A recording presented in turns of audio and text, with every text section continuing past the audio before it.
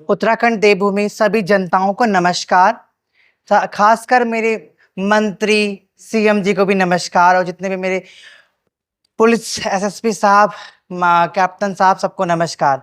मेरा यही कहना है, कब तक हम पे ये अत्याचार होता रहेगा और आप देखते रहोगे? कब तक? आज सिर्फ हमारे हाथ पैर तोड़े गए हैं, मेरी आंख फोड़ी गई है, कल को तो हमारा मर्डर भी हो जाएगा, तब भी आप मौन बैठे रहोगे? कब तक हमारे साथ ये होता रहेगा अत्याचार और आप देखते रहोगे? अत्याचारी भी आपको पता है कौन है, और विक्टिम आपको दिख ही रहे हैं। वहां उस लाइन से देखिए, किसी का हाथ टूटा है, किसी का पैर टूटा है, किसी का आंखें फोड़ी, किसी का सर फोड़ रखा है, पर आप चुप हो। 2 दिन तक, 2 दिन बाद हमारी एफआईआर दर्ज होती है। 2 दिन तक आप क्या कर रहे थे? सो रहे थे। और उसकी उसी दिन 15 तारीख 6वां महीना 2025 को ही उसकी एफआईआर दर्ज भी हो जाती है। हमें पूरी रात भर जेल में रखा गया। क्या वजह, क्या गुनाह था हमारा? कोई गुनाह नहीं था। मार भी हमने खाई बीच रोड में, और साथ में क्या बोलते, जेल भी हम ही रहे। एसडीएम साहब के सामने भी हमें पेश किया गया, और वो घर में सुकून की नींद सोते रहे। अगर आपके इतनी पावर है, इतनी पहुंच है, तो आप सीसीटीवी फुटेज क्यों नहीं निकलवाते? अगर हम गुनहगार हैं तो सबूत लाइए, सीसीटीवी फुटेज निकलवाइए। सहजधारा रोड सिव कॉलोनी के सामने मेन हाईवे का वाक्य है। दिन दहाड़े एक नेता, मंत्री, जिसे राज्य मंत्री समाज कल्याण विभाग का उपाध्यक्ष जिस पद को दिया गया है, रजनी रावत को, वो व्यक्ति दिन दहाड़े अपनी बाउंसरों के साथ, पुलिस गार्ड के साथ, होम गार्ड के साथ, लड़कों के साथ, हॉकी डंडों से बीच रोड पे हमारी गाड़ी को घेर के हमें मार रहा है, पीट रहा है। सारे जनता वहां देख रही थी, बड़ा जाम लगा हुआ था। उसके बावजूद भी हम पे ही केस दर्ज किया जाता है, हमें जेल में रखा जाता है। ऐसा कब तक चलेगा? जब हाई कोर्ट के हमारे पास सिक्योरिटी होने के बावजूद भी हमें बार बार मारा जा रहा, आप कोई एक्शन क्यों नहीं लेते? और रही बात जनता की, जनता, जब हमारे घर वाले ही हमें नहीं अपनाना चाहते, तो जनता हमें क्या अपनाएगी? जनता तो कह देती है इनका काम ही है बदतमीजी करने का, बधाई मांगने का। आप अगर हकीकत में, ये हकीकत सच्चाई हम आपको बता रहे हैं, पिछले कई सालों से रजनी रावत 35-30 सालों से आपको लूटती आ रही है, आप उसका गिरह आपको लूटता आ रहा है। जिस दिन से 2017 से हमने आवाज उठानी शुरू करी है, उससे प्रभाव पड़ा है। कहीं ना कहीं आप लोगों के अंदर जागरूकता आई है कि हमें अवैध वसूली पे रोक लगानी है। हमें बकायदा खुद फोन आते हैं। अभी रिसेंटली हमारे पास क्या जगह का नाम क्या था? हाँ, बंजारा वाले से फोन आता है कि उनके पास रजनी रावत के गुट के लोग 11,000 की डिमांड कर रहे हैं। उन्होंने खुशी से हमें 1,100 रुपए दिए, चाहे तो आप जाके पता कर सकते हैं। सॉरी, 2,100 रुपए दिए थे। ऐसे हमें फोन आते हैं, हम जाके लेते हैं। तो इसमें क्या गुनाह किया? रही बात मांगने खाने की, सबको अधिकार है मांगने खाने का। राइट टू वर्क, सबका अधिकार होता है, राइट टू वर्क। और सबसे बड़ा सवाल तो मेरा ये है, जनता इनसे इतना डरती, इतना खौफ खाती है। हमारे सींग लगे हैं, हम कोई अभिशाप है? हमें छूने से इतना डरते हैं, हमारे साथ बैठने से इतना डरते हैं। मेन स्ट्रीम में आने की हम हर वो मुमकिन कोशिश कर रहे हैं, इसलिए हम अपने माँ बापों के घर में रहना पसंद करते हैं, ताकि आप लोग हमसे डरिए नहीं, घबराइए नहीं। वो गिरोह 4 दीवारी के अंदर रहता है, 4 दीवारी के अंदर वो पूरा गुट रह रहा है, 300-400 जनों का। आज तक सरकार ने कोई सवाल क्यों नहीं उठाया कि आपके पास इतने लोग कहां से आए हैं? क्या कोई वेरिफिकेशन है उनका? क्या पता पीछे वो कितने बड़े बड़े क्राइम करके आए हैं? हम आपको हर बार यही बताने की कोशिश करते हैं कि हम लोकल हैं, यहीं के मूल निवासी हैं। हर बार हमारा एक ही कहना है कि अपने दिल खोल के बताते हैं कि हमारा ये घर है, हम यहाँ पैदा हुए। और सबसे बड़ी बात, आज तक आपके अपने जीवन में आपने एक भी किन्नर बच्चा पैदा होते हुए देखा है? बताइए। 50 साल, किसी को 52 साल, किसी को 40 साल, किसी की उम्र होगी 25 साल। आज तक आपके रिश्तेदारों में, भाई बंदियों में, दोस्तों में, पड़ोसियों में लड़का पैदा हुआ, लड़की पैदा हुई, पर किन्नर नहीं पैदा हुआ। ये किन्नर फौज आ कहां से रही है? इस बात का जवाब दीजिए। प्रशासन को कोई काम नहीं है? पता नहीं करवा सकते? मतलब ही नहीं है हम लोगों से। न समाज को हमसे कोई मतलब है, न प्रशासन को कोई हमसे मतलब है। सत्ताधारी अपनी कुर्सियां गर्म करने पे लगे हुए हैं, और ऐसे लोगों को मंत्री पद दिया गया जो हमारा शोषण करता आ रहा है। वो नहीं चाहता कभी उसके अंदर के राज खुल जाएं। हम राज खोलने को तैयार बैठे हैं, आप आइए तो सही, हमारे कंधे से कंधा तो मिलाइए सही। हम राज खोलने को बैठे हैं। आप, हमारे साथ बर्बरता होती आ रही है, आप लोग कोई हमारी मदद नहीं कर रहे हैं। हमारा यही विनता है कि विनती है, कृपया करके हमारी मदद कीजिए। जैसे हो सकता है मॉरली सपोर्ट भी करोगे। वहां इतनी भीड़ थी, सहजधार रोड पे 15 तारीख को इतनी भीड़ थी, संडे का दिन था, सब घूमने फिरने जा रहे थे। क्या किसी ने हमारा वीडियो नहीं बनाया होगा जब हमें मार रहे थे? दिन दहाड़े की वाकई की बात है, हाईवे रोड की बात है, क्या किसी ने हमारा वीडियो नहीं बनाया होगा? हम तक वो वीडियो अभी तक नहीं पहुंचा है। जो आसपास दुकानें वो सीसीटीवी देने को मना कर रही हैं। ऐसा क्यों? हम इतने बुरे हैं? बस इतना ही कहना चाहूंगी। हो सकता है तो हमारी वीडियो हम तक पहुंचाई जाए, कोर्ट तक पहुंचाई जाए, अज्ञात नाम से ही पहुंचाया जाए, हमारा वीडियो हम तक पहुंचाया जाए, ताकि हम इस मुहिम में आगे तुम्हारा कंधे से कंधा मिला के खड़े रहे। वरना वो क्या है, वो तो कहते हैं तुम चले जाओ, मुझे कोई तुमसे प्रॉब्लम नहीं, तुम यहाँ शहर छोड़ के चले जाओ, हम चले जाएंगे, आप उनको देते रहना बधाई, वो खुश होकर मांगते रहेंगे आपसे, वो फिर चाहे लाख रुपए मांगे 2 लाख, हमें क्या लेना? वो मांगती रहेगी, वैध वसूली करती रहेगी, कोई आवाज उठाने वाला होगा ही नहीं। आप हमें हर बार बुरा बताते हो कि उन्होंने बीच रोड में कहा ये चोर है। अगर हम चोर होते तो हम अपने घर का एड्रेस क्यों दे रहे हैं जी?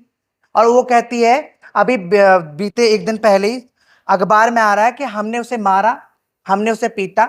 अगर हमने उसे मारा है तो वो मौका वारदात पे, घटना पे, स्थल पे मौजूद थी, और मौजूद थी तो अब अपना मेडिकल दिखाए। उसका मेडिकल क्यों नहीं है? जय माता की, राधे राधे सभी को।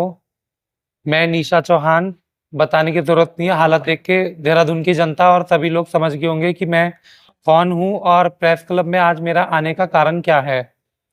अभी जो ये संडे गया है, रविवार, 2-3 दिन पहले जो इतवार था, इसको हम लोग सहजधारा नहाने के लिए जा रहे थे, सहजधारा रोड से। तो मेन रोड पे हमारे आगे रजनी रावत की गाड़ी आके पीछे से ऐसे आगे लगी और एक गाड़ी पीछे से लगी, और हम लोग गाड़ी में 6 जने थे।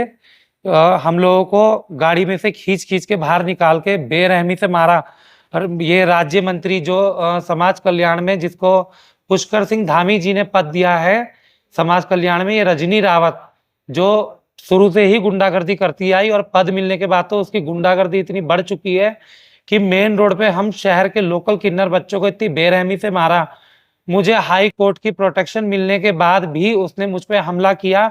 रजनी रावत ने खुद बेसबॉल के डंडे, लाठी, लोहे की रॉड, हॉकी, इन सब चीजों से मुझ पे हमला किया। मेन हाईवे रोड पे इतनी बेरहमी से मुझे मारा। जब वहां पर बहुत सारी पब्लिक इकट्ठा हो गई, तब हमें वहीं पर बगल में एक, जहाँ पे अभी मेला भी लगा था, उस ग्राउंड में बाउंड्री से खींच खींच के अंदर ले गए। वहां हमें और मारा, बहुत बुरी तरह से मारा। मार पीट के जब हमें अधमरा कर दिया बिल्कुल। उसके साथ बॉन्सर था और एक उसके साथ उसकी चेला थी आंचल, जो कि दिल्ली की रहने वाली है। और ये रजनी रावत क्या सबने रजनी रावत लगाया हुआ है? नेपाल का मूल निवासी है, नाम इसका राम बहादुर थापा है, यहाँ पे नकली रावत बन के रह रहा है। आज से सन 2018 में मैंने पेपर डॉक्यूमेंट्स सरकार को दिए थे, प्रशासन को दिए थे, उस पर आज तक कोई जांच नहीं हुई। क्यों नहीं हुई? क्योंकि रजनी रावत है बहुत पैसे वाला बंदा, ये पैसा भर देता है और बच जाता है। और हम लोग हैं गरीब, हम लोग अपनी माँ बाप के पास रहते हैं, और जिसके माँ बाप नहीं रखना अच्छा मानते वो किराए पे रहते हैं। मतलब हमारी यही गलती है कि यही गुनाह किया कि हमारी माँ ने हमें देहरादून में जन्म लिया, हमने देहरादून में पैदा हुए हम लोग, ये गलती है हमारी। हमारे साथ शुरू से यही गुंडागर्दी होती आई, लेकिन आज तक कभी रजनी रावत के ऊपर कोई भी सख्त कानूनी कार्रवाई नहीं हुई है। वो क्यों नहीं हुई है, ये मैं जनता से सवाल करती हूँ, क्यों नहीं हुई है, और प्रशासन से, शासन से। इसके पीछे कारण क्या? इसके पीछे मेन कारण ये है कि हम लोग रजनी रावत के आगे नतमस्तक नहीं होना चाहते। हम उसका अपना बाप, अपना अभिभावक उसको हम नहीं मानते हैं। जिन्होंने हमें पैदा किया हम उनको ही अपना अभिभावक मानते हैं। मेन ये। दूसरी बात, वो चाहती है कि हम शहर छोड़ के चले जाएं या फिर हम उसके आगे गुलाम बन के रहें। जैसे वो अपने चेलों को नेपाल, बंगाल के, यूपी के, पता नहीं कहाँ के चेले रखते हैं, जैसे वो उनको सिखा करके भेजती है कि 1 लाख, 2 लाख, 2.5 लाख, 51,000 पब्लिक को जो मर्जी करो, जैसे मर्जी लाओ, चाहे मेरी मंत्री पने की धोस दो, लेकिन इतना पैसा पब्लिक से लूट कर लाओ। वो सब यही हमसे करवाना चाहती है। और हम उसका एक बहुत बड़ा गिरोह है, जिसमें 300, 400, 500 किन्नर उसने इकट्ठा किए हैं, पता नहीं कहां से बुला करके, पता नहीं कहां से वो इतनी किन्नर की फौज आई, वो कहां पैदा हुए, कहां नहीं हुए। सरकार इस चीज की जांच नहीं करती है। वो कहते हैं कि हम जितने शहर में पैदा हो हम नकली किन्नर हैं, वो सारे असली किन्नर हैं। तो सरकार से मैं कहना चाहती हूँ, अगर नकली असली का कॉन्सेप्ट चल रहा है तो जांच होनी चाहिए। इनके माता पिता का, इनका हर चीज का जांच होना चाहिए, कहाँ से आए, कहाँ पैदा हुए, इनका जन्म प्रमाण पत्र, इनके जो एक डीएम सर्टिफिकेट देता है ट्रांसजेंडर का, इनका वो सर्टिफिकेट और भी जो चीजें होती हैं सरकार को वो सब करना चाहिए जांच। और हम लोग यहाँ पर हम लोगों से मेन जो रजनी दुश्मनी निभा रही है वो इसलिए निभा रही है कि हम शहर के बच्चे जो हैं हम अपने शहर वासियों से बदतमीजी हमारे अंदर नहीं करने की हिम्मत होती है। हम लोग 1100-2100 जो भी हमें जजमान खुश होके देता है हम हाथ जोड़ के वो ले आते हैं खुश होके। वो इसीलिए चिढ़ रही है कि उसके रजनी का ये एक बधाई मांगने की परंपरा के आड़ में बिजनेस चला रही है, उसके बिजनेस पे फर्क पड़ रहा है हम लोगों के कम पैसे लेने से। पुलिस को अगर हम पूछते हैं तो वो हमें यही जवाब देते हैं कि हमारे ऊपर पॉलिटिकल प्रेशर है। तो कब तक आप प्रेशर के नीचे दबते रहोगे? और हम आम जनता है, हम कहाँ जाएंगे? हमारा सिर्फ इतना ही गुनाह है कि हम लोकल है, हमने पैदाइश से उत्तराखंड की है, यही हमारा, इसीलिए हम पिटते आ रहे हैं और हमारी कोई गलती नहीं है। और बात रही बधाई की, चलो सर हम बधाई पे भी थे तो मारने का अधिकार किसने दिया? कानून किस लिए होता है? रजनी रावत इतनी बड़ी हो गई जो कानून को हाथ मिले?